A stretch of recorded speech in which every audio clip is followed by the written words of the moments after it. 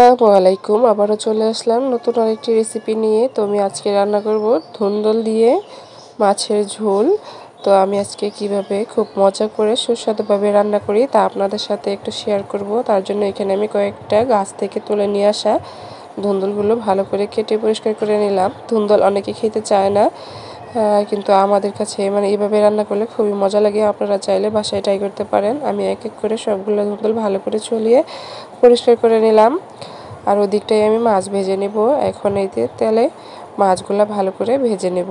আমি এইভাবে রান্না করলে বাসায় সকলে কিন্তু খুব পছন্দ এবং মজা করে খেয়ে থাকে। বাসায় ট্রাই করতে পারেন। তো মাছগুলো ভেজে আমি তুলে নিলাম। এখন একটি কড়াইয়ে তেল গরম করে তাতে আমি পেঁয়াজ কুচি দিয়ে দিলাম। পেঁয়াজ কুচি দিয়ে একটু পেঁয়াজটা হালকা কালো করে ভেজে নিয়ে রসুন বাটা দিয়ে দিব। তারপরে পেঁয়াজটা ভাজা আর রসুনটা একটু ভাজা হয়ে গেলে এখন একটু পানি দিয়ে দিব যাতে পুড়ে না যায়। আর এই পর্যায়ে আমি মশলাগুলো দিয়ে দিব। তো এখন আমি দিয়ে দিব এখানে প্রথমে দিয়ে দিলাম ধনিয়ার গুঁড়ো আর জিরার গুঁড়ো একসাথে মিক্স করা। সাথে দিয়ে দিলাম হলুদের গুঁড়ো 1 চা চামচ, মরিচের গুঁড়ো 1 চা চামচ দিয়ে এখন মশলাটা ভালো করে মিশিয়ে নেব। মশলাটা ভালো করে মিশিয়ে নেওয়ার জন্য আমি কতক্ষণ মশলাটা কষিয়ে নেব যাতে খাবারটা স্বাদ হয়, মজা লাগে। তো এই পর্যায়ে দিয়ে দেবো স্বাদ অনুযায়ী লবণ। লবণটা দিয়ে দেওয়ার পরে কিন্তু লবণ থেকে অনেকটা পানি উঠে আসে। তারপরে আমি একটু কষিয়ে নেব। এই পর্যায়ে একটু পানি দিয়ে দিলাম। পানি দিয়ে মশলাটা আমি আবার ভালো করে কষিয়ে নেব।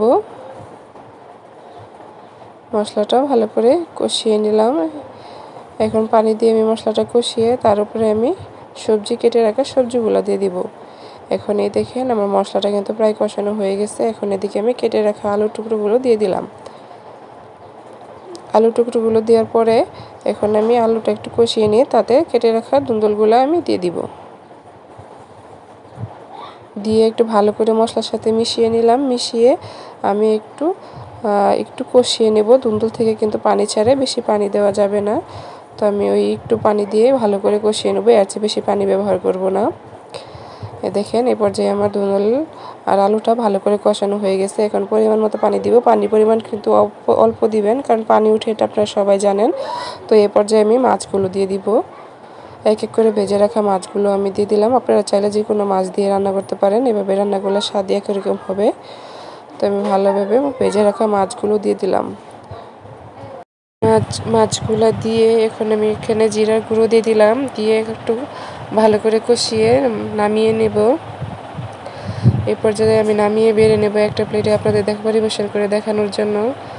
মাছের কালারটাও কিন্তু অসাধারণ আসছে। আর এইভাবে রান্না করলে কিন্তু ছোট থেকে বড় সকলে খেতে পছন্দ করবে।